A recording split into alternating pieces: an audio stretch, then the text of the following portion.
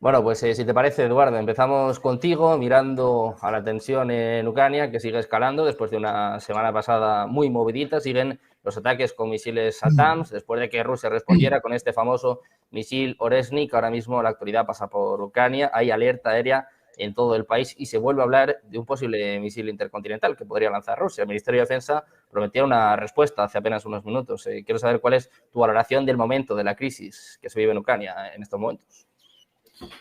Pues está un paso de un conflicto nuclear. De un conflicto nuclear que puede ser local o un conflicto nuclear que es generalizado. Digamos que la crisis a lo largo del tiempo ha pasado por diversas fases. Y así ha sido en todas las confrontaciones entre Occidente y Rusia a lo largo de la Guerra Fría. En un primer escenario eran facilitadores de armas para sus aliados, punto. En un segundo escenario eran facilitadores de armas y de personal. En el caso de los norteamericanos los llamaban asesores, en el caso de los países comunistas como China en Corea o Rusia también en Corea con sus pilotos, los llamaban voluntarios. Bien, estas dos fases ya se han vivido en Ucrania. También se ha vivido una tercera, esta ya es más preocupante, y es una utilización de las armas directamente al país con el que confrontan. Esta es una guerra entre Estados Unidos y Rusia. Esto, quien piense lo contrario está bastante desorientado. ¿Qué ocurre? Que hasta ahora los rusos tiraban sus bombas en Vietnam o en Afganistán, los americanos también en Corea, también en Afganistán, ¿no? A Afganistán le han dado todos, ¿sí? Pero eran armas convencionales. De ese escenario de armas convencionales estamos pasando a un escenario de armas mucho más avanzadas, ya no convencionales en el sentido de una guerra en tierra, de aviones de combate, etcétera, incluso drones, sino que estamos hablando ya de armas sofisticadas, misiles. Es la primera vez en la historia desde la Segunda Guerra Mundial en que uno de los dos permite que se arrojen sus armas sobre el otro. Es el caso de los misiles norteamericanos, ingleses o británicos y los misiles franceses. Esto no había pasado nunca. Esto ha puesto a Rusia en una situación completamente nueva y a su diplomacia también. Están actuando de una manera bastante paciente para lo que ha sido la tradicional actitud rusa frente a las agresiones. ¿Qué ocurre ahora? Pues que el último paso entre una guerra nuclear ha sido el lanzamiento de un misil hipersónico sobre Dnipro en Ucrania, en el centro de Ucrania, ¿no? En cuestión de minutos caía aquello. Y aquello podía haber llevado una ojiva nuclear. Es decir, es un aviso para paseantes, ¿no? Completo y total. Han lanzado varios mensajes. El primero de ellos, podemos llegar al centro de Ucrania en cuestión de minutos. Segundo, podemos meter dentro una bomba nuclear si queremos. Y tercero, tenemos un arma que tú no tienes y no puedes parar, que son los misiles hipersónicos.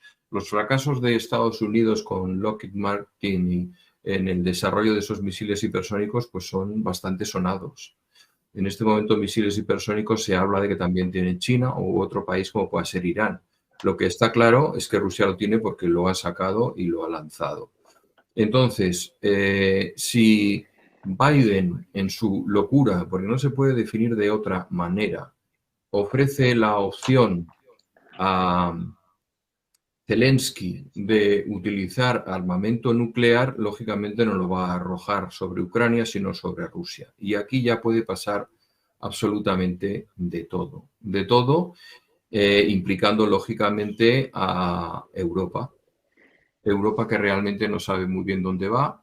No me voy a extender más, pero bastaría con haber escuchado hace muy poco tiempo en Negocios TV, hoy mismo, las explicaciones que estaban dando sobre el hecho de que los países habían enviado sus presupuestos para organizarse durante los próximos años y 3 países, entre ellos, por supuesto, España no ha mandado sus presupuestos, y más de la mitad de los que lo han mandado pues no respondía a las expectativas en las normas que se habían fijado. Bueno, pues esto habla de una Europa que no sabe de ninguna manera hacia dónde va, que se ha sumado al carro de poner sus misiles de por medio y que también puede caer en la estúpida tentación de facilitar armas nucleares. No olvidemos que tanto Francia como Inglaterra tienen armas nucleares y esa es la principal razón por la cual están y siguen sentados en el Consejo de Seguridad de la ONU.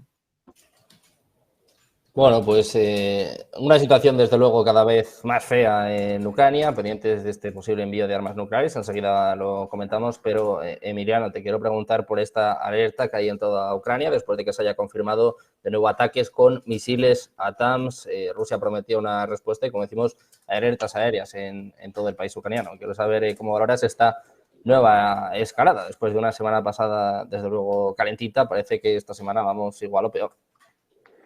Bueno, yo soy un poco más optimista que Eduardo, en el sentido que no creo que estemos tan cerca de un enfrentamiento nuclear. Sinceramente, dudo mucho, por muy mal o por muy mayor que se encuentre Biden, que vaya a terminar su presidencia entregando armamento nuclear a Ucrania. Creo que no va ni con su talante, ni con su trayectoria, ni con su conocimiento de la realidad internacional en toda su carrera política. Es decir, que no creo que se atreva, e incluso dentro del propio gobierno de Estados Unidos hay ciertos frenos para evitar que un presidente pueda tomar este tipo de decisiones de manera unilateral. En cuanto al incremento de actividad, es decir, ayer se produjo uno de los mayores ataques con drones de Rusia, es decir, que eso no ha cambiado para nada la dinámica habitual, que es desde que se ocupó Kursk permanentemente están bombardeando diferentes partes del territorio ucraniano, tratando de demostrar ese músculo militar que tienen. Recordemos también que no es un misil intercontinental de largo alcance, sino de medio alcance, con supuestamente un sistema MIR que pueda atacar varios objetivos desde ese misil. Y bueno, pues yo creo que simplemente se trata de dar un mensaje que es el habitual que llevamos escuchando desde casi el inicio de la guerra, donde Rusia, cada vez que se siente amenazada en tanto agresora, pues decide recurrir a la palabra favorita del gobierno ruso y en este caso del presidente del Consejo de Seguridad ruso, que es armas nucleares. Entonces, bueno, pues llegará un momento en que espero que nunca se llegue a utilizar eso, sea solamente en Ucrania, sea regionalmente, porque recordemos que el misil intercontinental, el misil de medio alcance que explotó en Dnipro está muy cerca de Zaporilla, es decir, que si se les ocurriese por cualquier circunstancia utilizar un arma nuclear táctica de pequeño alcance, pues la central nuclear más grande de toda Europa se encuentra en Zaporilla, con lo cual pues no sería una guerra nuclear, pero sería una catástrofe nuclear en el mismo sentido. Es decir, que yo espero que esto simplemente entre dentro de lo habitual diálogo que establecen las autoridades rusas, de solamente el recurso a la fuerza y a la amenaza del uso de la fuerza, y el resto pues debemos tener, digamos, cierta sosiego en este periodo de incertidumbre y dudo mucho también, por supuesto, que Francia y Reino Unido se les pase por la cabeza ceder armas nucleares a Ucrania. Es decir, que yo creo que con los Storsados, los Scalp y los ATAC que tienen, siempre y cuando, porque recordemos que tampoco tiene un número infinito, se les siga suministrando, pues creo que hará esa labor de contención, de freno, aunque las tropas rusas siguen avanzando en el este, para tratar de llegar a una posición negociadora, que eso solamente depende de la voluntad del emperador, señor Trump.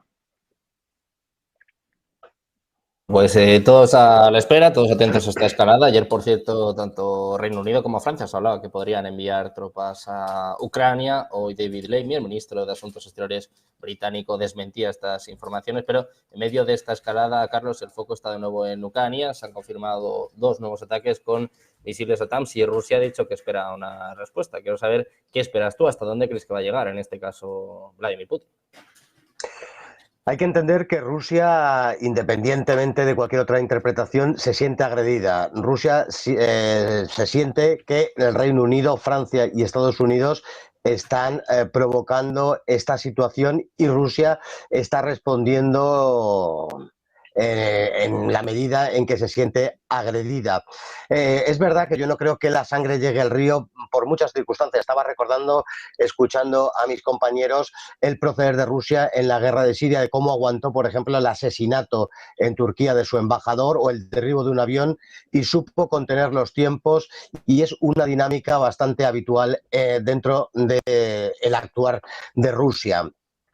Entiendo que las respuestas que está dando con el uso de determinado material, con esos misiles hipersónicos, está mandando un mensaje de que puede llegar a utilizar no solamente este armamento, sino que contengan ojivas nucleares. De hecho, manifestaron que no descartaban el uso nuclear, pero es más bueno, pues un arma de disuasión, que siempre ha sido, el arma nuclear, ese ha sido el gran mérito, y el gran utilización de ese arma ha sido la disuasión, y lo está utilizando y lanzando ese mensaje de que es posible mandarlo y utilizarlo siempre y cuando la tensión fuera creciendo. Una tensión que en la última conexión, en esta misma semana, en esta cadena, estuve diciendo que, claro, el peligro de la guerra es hasta que lleguemos a ese 20 de enero en donde Donald Trump llegará a ser presidente. Hasta entonces dije que tanto Reino Unido, Francia como Estados Unidos principalmente son capaces de todo para llegar